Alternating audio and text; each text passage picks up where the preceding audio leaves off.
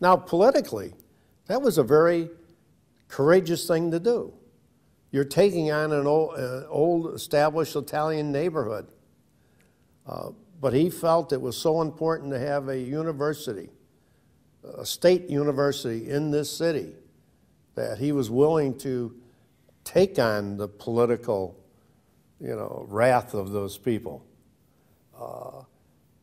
I know well that process, what was going on. I was budget director, it would be budget time. And Mrs. Scala and all her friends, Florence Scala, would come down to the city council and try to disrupt the proceedings, which was fine. For me, it was the greatest thing ever, because it was budget. And so the newspapers and the reporters, everybody was with Mrs. Scala, and the budget was, got a little, further down the paper. It was great.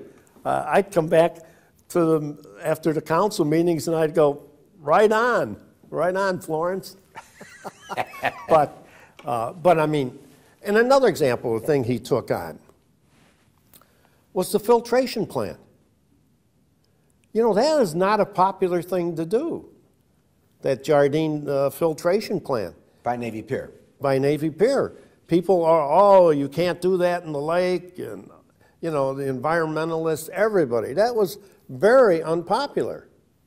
But look what it did for the region. Not just what it did for Chicago.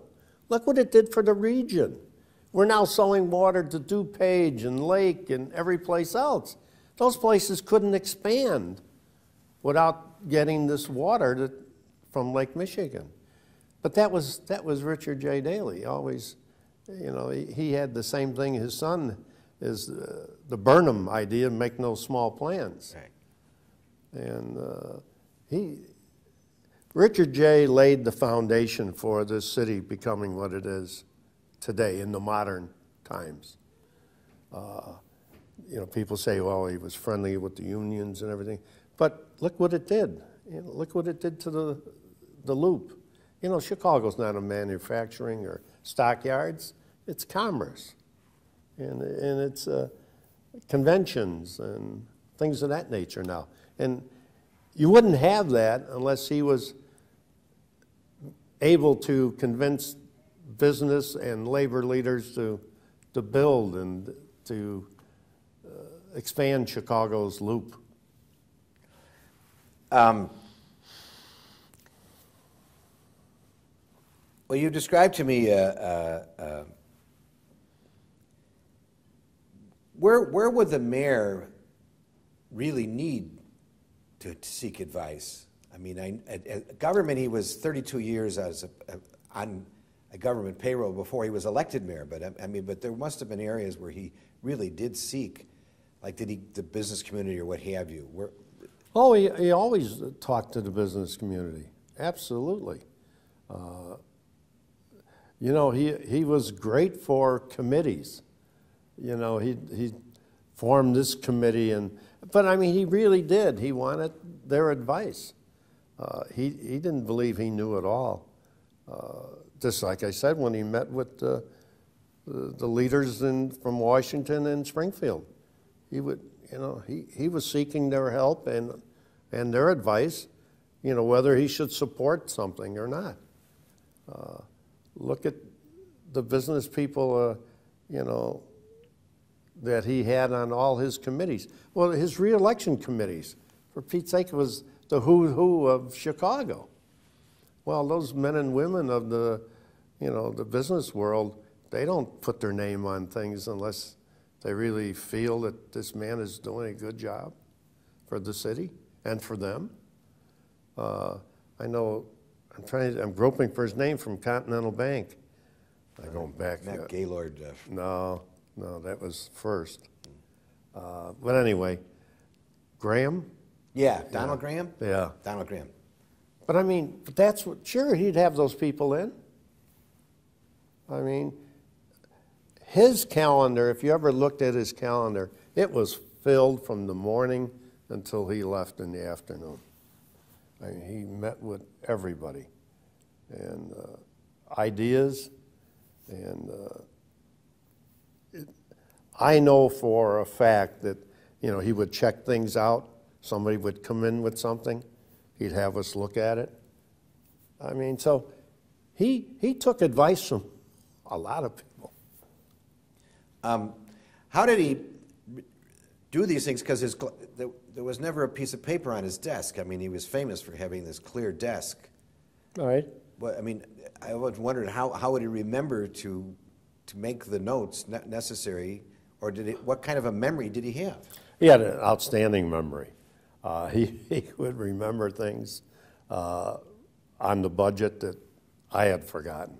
I mean, he loved dealing with somebody face to face. You know, he didn't need paper.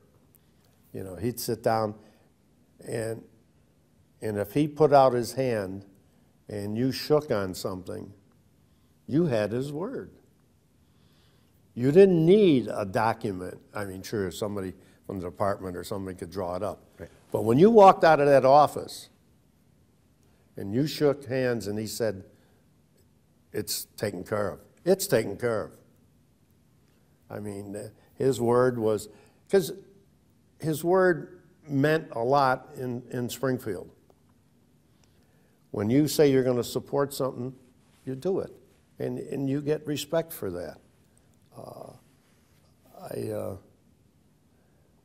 Example with his son. Well, I won't use names, but the chairman of I was on the Illinois First Committee under George Ryan, and we had come up with this Illinois First bonding infrastructure program for the state. Well, the city of Chicago, a portion of that money was going to go to the CTA. And the Republicans were having a problem with the chairman of the CTA at the time. And so they asked that I would come in and negotiate for the CTA. This is Frank? Okay. So I did. I called the mayor and I said, this is $5 million more than what the chairman was asking for. I said, we got a deal here. He said, do it. I put my hand out and I told Lee Daniels, I said, we got a deal. Thing goes through. A couple months later, this chairman thought, well, maybe we should have gotten more. And started making noises. And I heard about it. And they said, Ed, I thought you gave us your word. I said, no, not only did I give you my word, I said, I gave you Mayor Daley's word. So I went in to see the mayor, and I said, this is what's happening. They're getting very upset, and I said, rightfully so. I said, I conveyed your word, and I gave my word. And I said, this is not going to work. Well, he immediately called his secretary and said, get that person over here immediately. And when the person arrived, he said, Ed tells me that you're backing away from this deal. He said, you're not backing away from any deal. Not while my name's on it. And your words are very important in politics. And that's where he got a little sideways.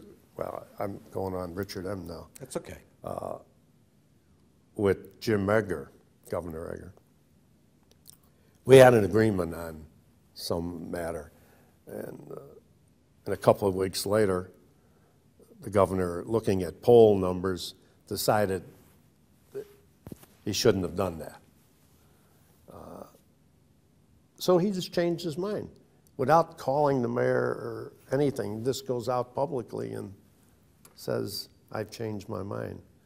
And that's not the right thing to do in politics.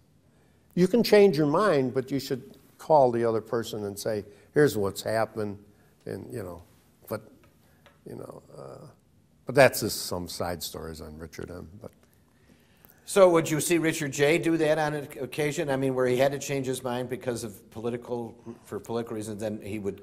I never saw Richard J. change his mind for political reasons. I really didn't. If it was something he was fighting for, he would stay with it. An example, well, not an example, but a little story. I used to do the straw polling. Tom Donovan and myself. Soldat was involved in that? Bob was involved with that. Yes, he was. We did almost 1,000 ballots every weekend. You know, you hear these straw polls that are going on now, you know, where they do 200 or 700. We did 1,000 every weekend. And our track record was fantastic. I mean, we were always within, the final was always within 1% to 2%. I mean, really. And we were all over the city. You know, we did the Hispanic, we did the Black, we did the Polish, we did, you know, the 41st Ward. And so our first poll was when Bill Singer was running. He was going up and down Western Avenue or wherever. He was walking Western Avenue. So Tom and I started looking. We opened up the first box and we go, oh man, this is. So as the boxes would come in, we would ask everybody to leave. And we did the polling tabulation ourselves because the numbers weren't that good.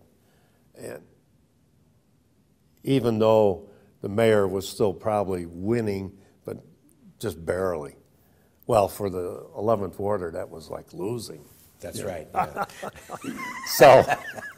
So we called Richard J. Daley and we said, you know, we'd like to, you know, because we normally would just bring him in, we'd drop it off and, you know, he'd analyze them and look at them himself.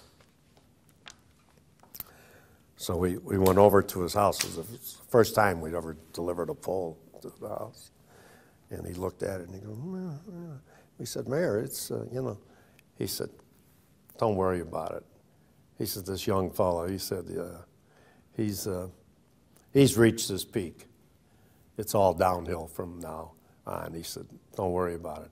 He said, I haven't been out and the organizations haven't been out. He said, it's all downhill for Singer from now on every week. And it was. Every week he was dropping, you know, I mean. What year was that? If you remember, I'm trying to... Well, let's see, 55, 59, 63, 67. 72, 70... No, no, 70... it was either 67 or it was at 69. Well, anyway. Yeah. It was in that time frame with Bill Singer. Right. It was interesting. I remember that Singer had some ideas that Daley later incorporated. Yes, he did. No, as I say, he did not shy away from taking advice from anybody. You know, and his great line after meeting with Bill Singer after the election and the mayor won, he said, you know, Democratic Party is like a mansion. It has many rooms. You know, it was taken from, you know, the Bible. But, yes. But, you know, but that was him. It really was.